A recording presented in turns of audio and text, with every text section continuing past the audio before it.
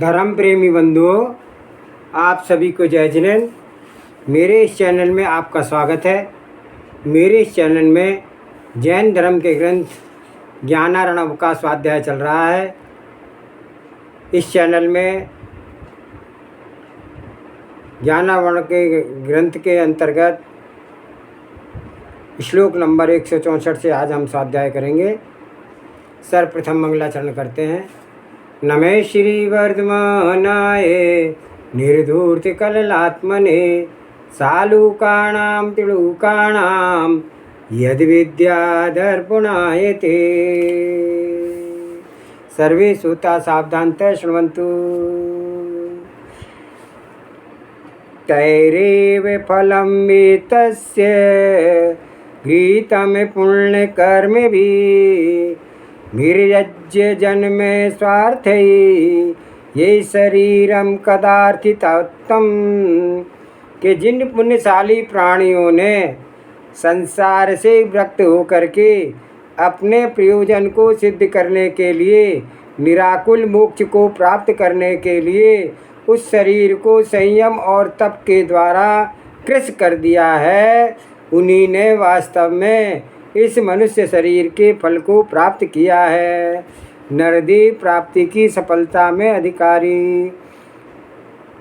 इस शरीर को प्राप्त होने का फल उन्हीं को प्राप्त किया है जिन्होंने संसार के विरक्त होकर के अपने कल्याण मार्ग में पुण्य कर्मों को क्षीण किया है। यह शरीर अशुचि है, असार है, पत्रोन्मुख है, अहित है, भिन्न है। इस पर भी जो पुरुष इस संसार से आत्मा का काम सिद्ध करते हुए अर्थात आत्मा की सावधानी के लिए अब इस शरीर के तपश्चरण करते हैं और उन पवित्र तपश्चरणों से शरीर को क्षीण करते हैं, उन्हें ऐसे शरीर पाने का फल पाया है।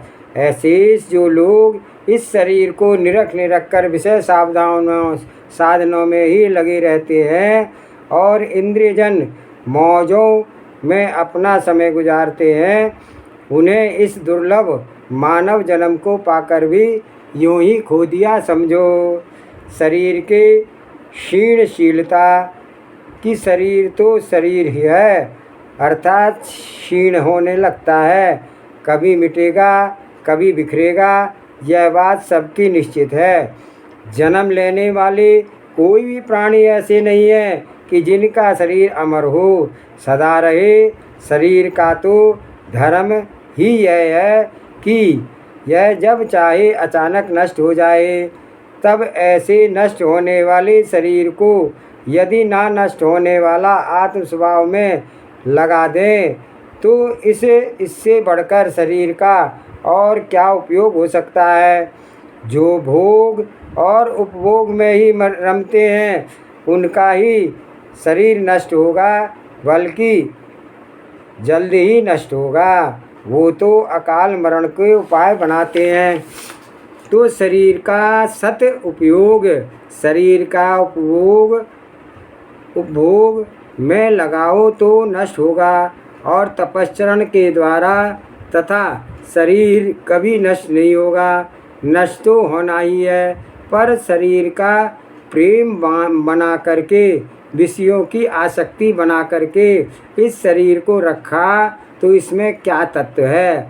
आखिर यह जीव विकारी ही बना रहा, जन्म मरण की परंपराएं ही चलाता रहा, तो इससे इस शरीर का क्या लाभ होगा। आत्मदर्श में यह उपयोग भला लगा ले तो यह आत्महित की बात होगी। यूँ इस बात के लिए इस श्लोक में प्रेरणा दी गई है। इस असार शरीर को सारभूत आत्मा का काम निकाल लो। श्लोक नंबर 165। शरीरमित दादाय त्वया दुःखं विष्यते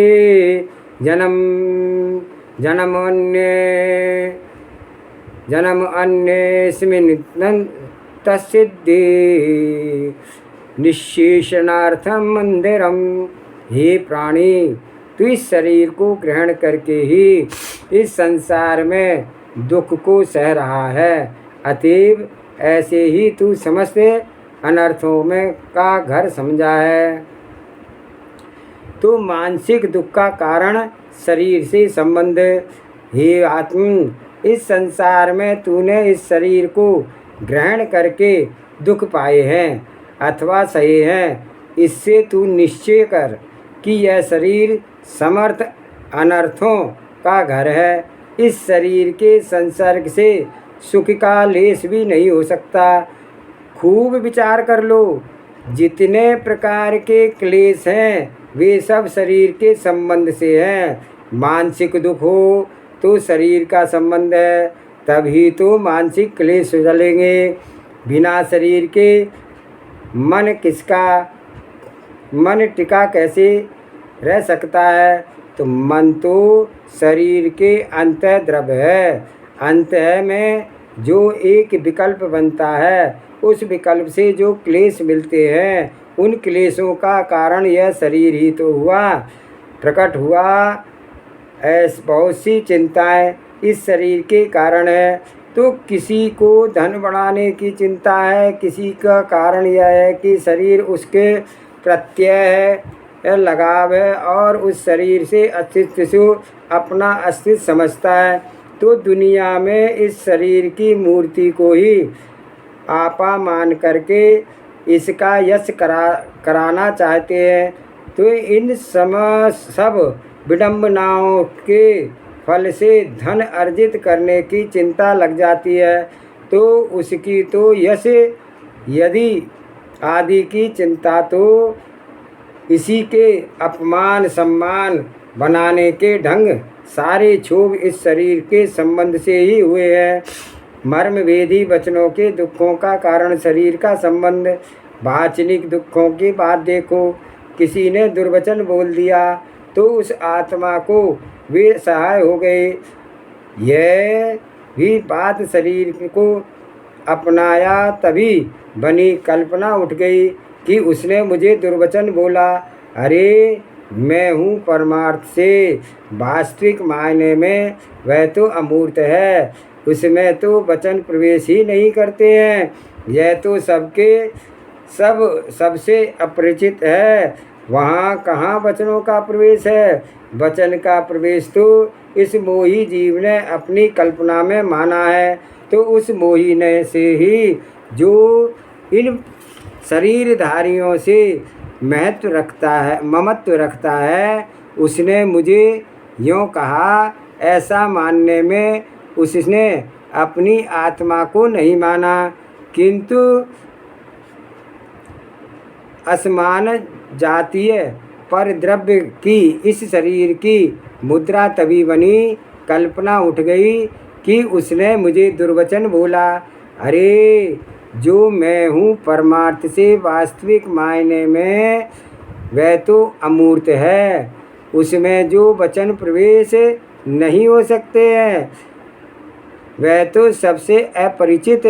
कहाँ कहाँ वचनों का प्रवेश है, वहाँ कहाँ वचनों का प्रवेश है। वचनों का प्रवेश तो इस मोही जीव ने अपनी कल्पना में माना। उस मोही ने ही जो कुछ इस शरीरधारियों का ममत्व रखता है, उसने मुझे यूँ कहा। मानने में उससे अपनी आत्मा को नहीं माना, किंतु असमान जातीय द्रव्य पर्याय की इस शरीर की मुद्रा को निरख करके ही यह मोही मान रहा है कि मैं यह हूँ। ऐसा जब शरीर को माना कि यह मैं हूँ, तो वे वचन लगने लगे और यह मानसिक दुख का विस्तार बन गया। जब सभी परस्पर में तीव्र कलह हो गया, तो उस कलह के दोनों ही ओर से बड़े तीक्ष्ण वचन बोले जाते हैं, मर्म वेदी। वे वचन सभी जो बोले जा रहे हैं, जब ही दूसरे को इस शरीर रूप में ही समझ रहे हैं और अपने को शरीर रूप में समझ रहे हैं, तो वाचक है। जो जितने विवाद हैं, दुख हैं, वे सब इस शरीर के संबंध के कारण हो रहे हैं। तो शारीरिक दुखों का कारण शरीर संबंध है। शारीरिक जितने क्लेश हैं, रोग हुआ, भूख प्यास लगी, कठोर स्थान सोने का मिला, वह सब रहने का स्थान बढ़िया नहीं है, डांस मच्छर काट रही है, अधिक जो शरीर संबंधी क्लेश होते हैं, इन क्लेशों का कारण भी तो यह शरीर ही रहा। शरीर ना हो तो किसी भी प्रकार से भूख प्यास सर्दी गर्मी डांस मच्छर आदि के क्लेश नहीं रह सकते हैं।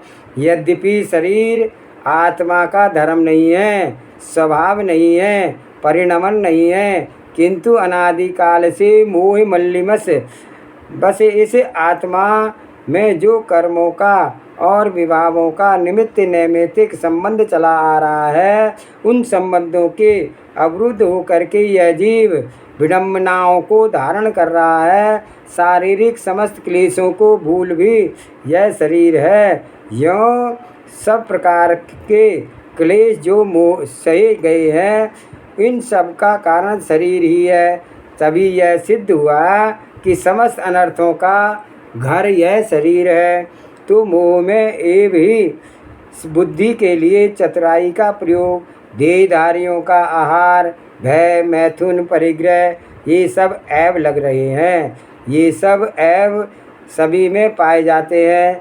पर एक आश्चर्य की बात यह तो देखिए, जो जितना चतुर बुद्धिमान विद्यावान बन जाता है, वह यदि मोह से मलिमस हो जाता है तो उसका यह विद्या विकास, ये सब चतुराइयाँ अनर्थ को ही बढ़ाने वाली बन जाती है। सुलझाने के लिए वह विद्या समर्थ नहीं हो पाती है, प्रत्युत उलझती ही है। सो अनुभव करके भी देख लो, जितना जितना अधिक किसी विद्या का विकास होता है, किसी विषय में एक चतुराई बढ़ गई, तो उस चतुराई का उपयोग यह जीव अलंकारिक ढंग से विषयों के भोग में किया करता है। आहार और वह संज्ञा का विडम्बना ही मोही जीव के मानवों की पशुओं की एकाग्रता। भैया जरा तुलना करके देख लो कि यह मनुष्य इन बातों में पशुओं से भी गया बीता बन जाता है। पशु का पेट भरा हो तो वह कुछ भी डालो खाने के लिए उस ओर देखता तक नहीं है, किंतु मनुष्य भरपेट भोजन करके भी आया हो, पर कहीं कोई रसीली चाट मिठाई कुछ चीज़ मिल जाए तो तौला दो तौला खाने के लिए तो जगह सदैव बनी रहती है। पेट में भी जगह नहीं है तो मुंह में रख करके उसका स्वाद लेने के लिए कौन रोकता है। चलो स्वाद ही आता रहेगा। और पान इलायची तो जब चाहे खा रहता है, पेट भरा होने पर भी। तो इसकी आहार संज्ञा बड़ी गजब हो गई है। डर की बात तो देखो, तो पशु भी इतना डर नहीं है। मान लो आजकल बड़े देश कलह हो रहे हैं, दूसरे देश हमलावर बन रहे हैं, तो ऐसे हमलों में आपको गाय का और बछिया की क्या चिंता। कुछ गड़बड़ हो जाए, प्राण चले जाएं तो चले जाएं, पर कुछ चिंता नहीं। और इस मनुष्य को बड़ी चिंता लगी रहती है।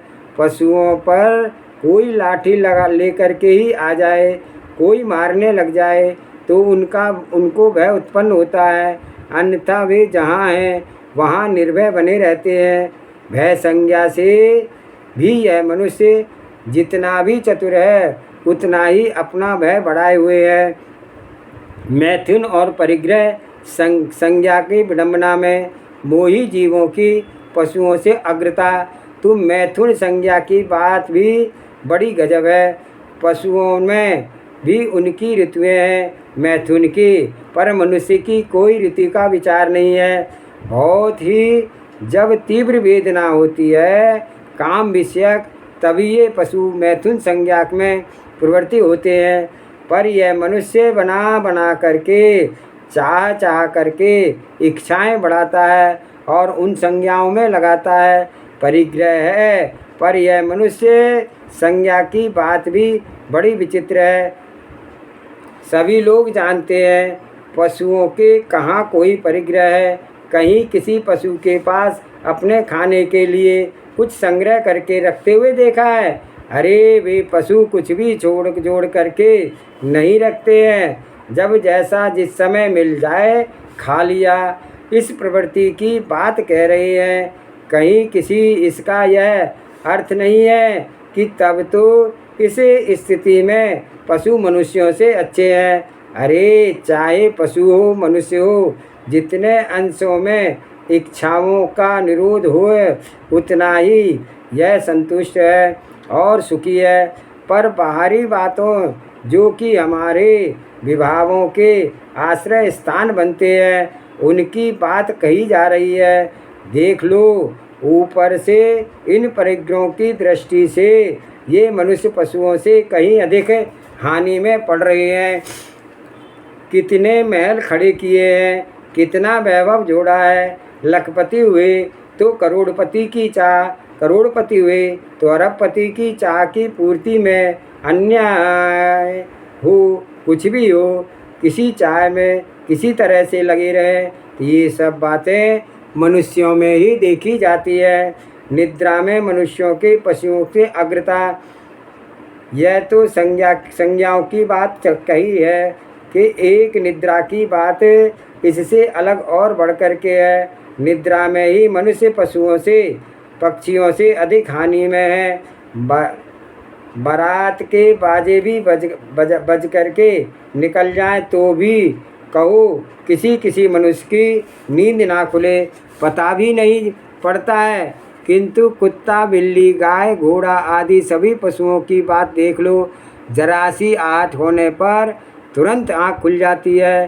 कोई दबे पैर भी उन सोए हुए जानवरों के पास से निकल जाए तो इतने में ही आँख खुल जाती है। मनुष्यों की महत्ता का कारण तो इस बात से यह मनुष्य बड़ा है इन पशुओं से, सो तो बताओ तो एक धर्म पालन में यह मनुष्य बड़ा है। मनुष्य संयम पाल सकता है और ऊहापोहात्मक तत्व ज्ञान में भी बढ़ा सकता है। अतएव मनुष्य उत्कृष्ट है। जिस दिशा में मनुष्य उत्कृष्ट है, ऊंचा है, उस दिशा में मनुष्य में का यत्न नहीं होता है। जो मनुष्य का मनुष्यपना रहा ही क्या।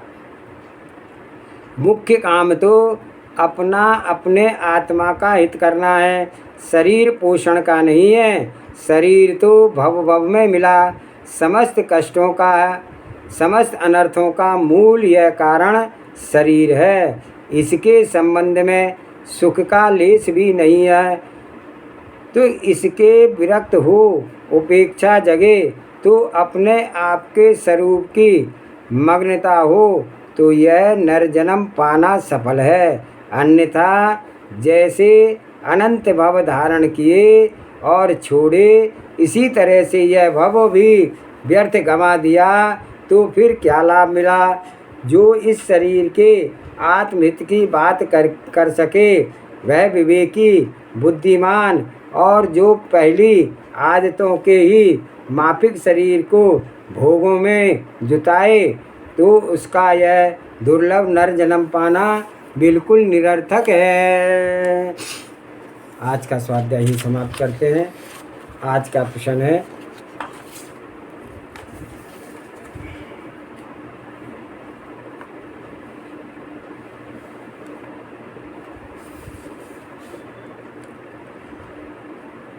शिष्य ने गुरुजी से प्रश्न किया कि हे गुरुवर, यह जीव चोर कौन पाप से होता है।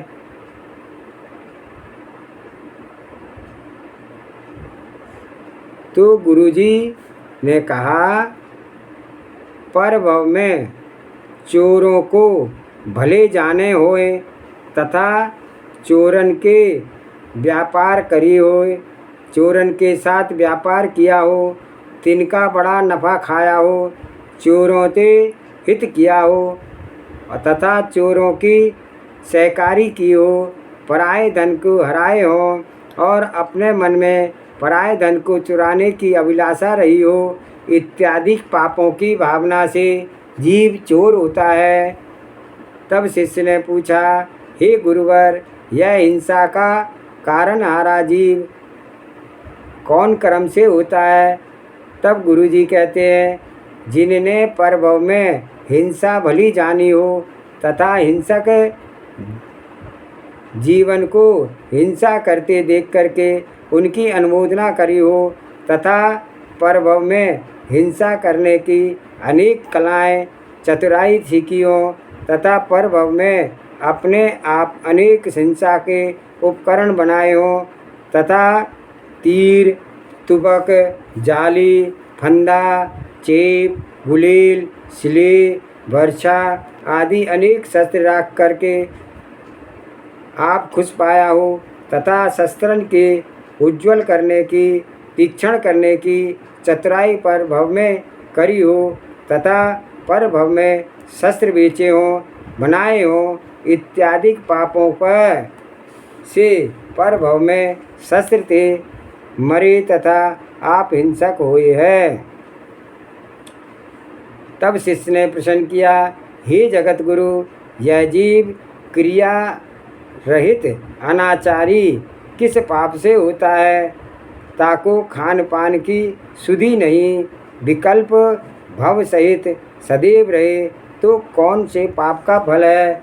तब गुरुजी कहते हैं, जिसने परभव में शुभ आचारी जीवन की निंदा की हो तथा भले आचार देख करके जाको नहीं सुहाया हो तथा आचार करने में प्रमाद रहा हो तथा परभव में पराई जठी खाए हो, खुश मान्य हो तथा आगे पर परभव में पशु पर्याय की, श्वान आदि की पर्याय में अशुभ भक्षण करे हों तथा सिंह की पर्याय में तथा खूह और पशुओं की पर्याय में जहाँ खाद्य अखाद्य का भेद नहीं जाना तहाँ विचार रहित बरत्या हो तथा औरन को अवक्ष वस्तु खाते देख करके आप खुशी भया हो तथा अनाचारी जीवन में विशेष रहा हो तथा अनाचारी जीवन की प्रशंसा की हो तथा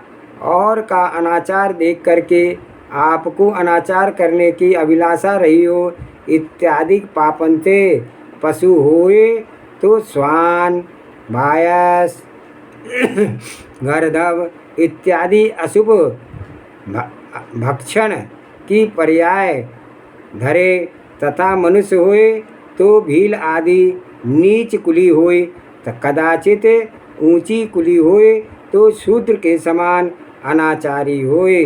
जावानी के ज्ञान से सूझे लोकालोक, सो वाणी मस्तक नमो सदा देत हूँ दुख। हे जिनवाणी भारती तुहे जपो दिन रैन, जो तेरा शरण आ गए सो पावे सुख चैन। देव भजो अरिहंत को गुरु सेवा निर्ग्रंथ, दया धर्म पालो सदा यही मोक्ष का पंथ। 9 बार नमोकार मंत्र।